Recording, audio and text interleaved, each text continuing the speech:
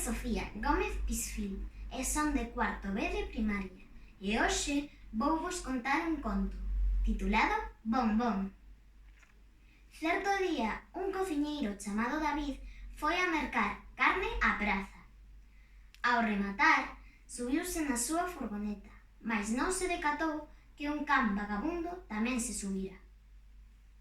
Ao chegar ao restaurante onde traballaba, comezou a preparar os pratillos, ata que de pronto empezoulle a doer a cabeza moi forte e saíu a tomar a súa medicina, ata que o chamaron.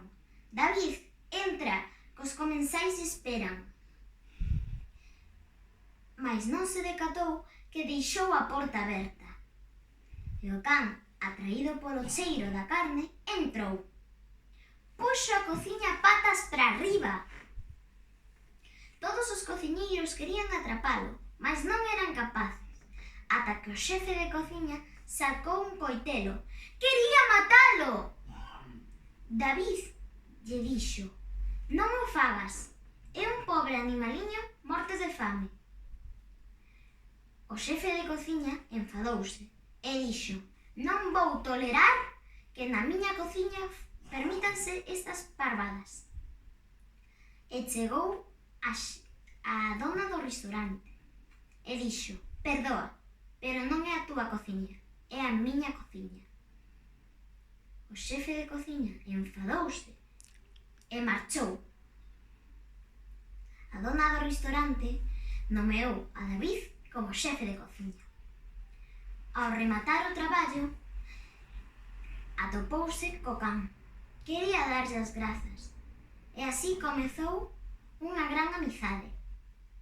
David levouno á súa casa, bañouno e doulle de cear e durmeron xuntos. Así pasaron os días moi felices, pero a dor de cabeza non freaba, ata que foi ao médico e foi diagnosticado con un tumor cerebral sen cura e tivo que recibir tratamento, o que o deixaba moi baildado. Pero o can nunca se aportou del e decidiulle poñer o nome de Bombón. Ata que un día decidiron operalo. Saiu moi ben, aínda que tiña que axudarse para camiñar un bastón. A partir dese día, decidiron vivir a vida xuntos a tope e viaxar polo mundo adiante. Colorín colorado, este conto ha rematado. Bicos, adeu!